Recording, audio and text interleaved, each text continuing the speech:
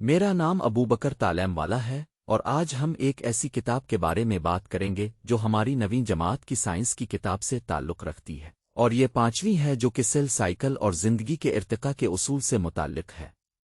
میں یہاں آپ کے ساتھ ایک ایسی کہانی شیئر کرنا چاہتا ہوں جو ہمیں سیل سائیکل کے بارے میں سمجھنے میں مدد کرے گی اور یہ بھی الفے گی کہ یہ ہماری زندگی کے لیے کیسے اہم ہے۔ جب ہم چھوٹے تھے تو ہم نے دیکھا کہ پودے اور جانور کیسے بڑھتے ہیں۔ ہم نے محسوس کیا کہ یہ سب کچھ کیسے ہوتا ہے، لیکن ہمیں یہ بھی پتہ تھا کہ اس کے پیچھے کچھ گہرے راز چھپے ہوئے ہیں۔ یہ راز سیل سائیکل کے ارد گرد گھومتا ہے جو زندگی کا ایک ٹیمل عمل ہے۔ سیل سائیکل وہ عمل ہے جس کے ذریعے سیل بڑھتے ہیں، تقسیم ہوتے ہیں اور اپنی زندگی کا دور پورا کرتے ہیں۔ جب میں نے سائنس کی کتاب میں سیل سائیکل کے بارے میں پڑھا تو مجھے یہ سمجھنے میں زیادہ وقت لگا کہ یہ کیسے کام کرتا ہے، لیکن جب میں نے گہری تحقیق کی تو مجھے معلوم ہوا کہ سیل سائیکل دراصل 4 مراحل پر مشتمل ہے: جنین مرحلہ، سنٹروزوم مرحلہ، میٹافیز مرحلہ اور ٹیلیفیز مرحلہ۔ یہ تمام مراحل سیل کی تقسیم کے عمل کو مکمل کرنے میں ایک اہم کردار ادا کرتے ہیں۔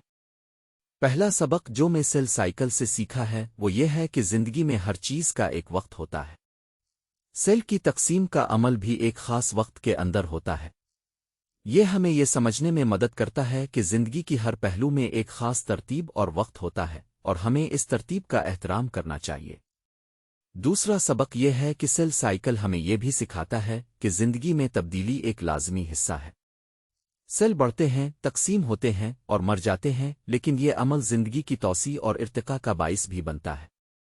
یہ ہمیں یہ سمجھنے میں مدد کرتا ہے کہ ہم بھی اپنی زندگی میں تبدیلی کا سامنا کرتے ہیں، اور ہمیں اس تبدیلی کو قبول کرنا چاہیے تاکہ ہم بھی اپنی زندگی کو آگے بڑھا سکیں۔ تیسرا سبق یہ ہے کہ سیل سائیکل ہمیں زندگی کی اہمیت کا بھی احساس دلاتا ہے۔ اس عمل کی وجہ سے ہی ہم یہاں ہیں، اور ہمارے آس پاس کی تمام زندگی بھی اس عمل کا نتیجہ ہے۔ یہ ہمیں یہ سمجھنے میں مدد کرتا ہے کہ ہر زندگی کا اپنا ایک خاص مقصد ہوتا ہے، اور ہمیں اپنے مقصد کو پورا کرنے کے لیے جدوجہد کرنی چاہیے۔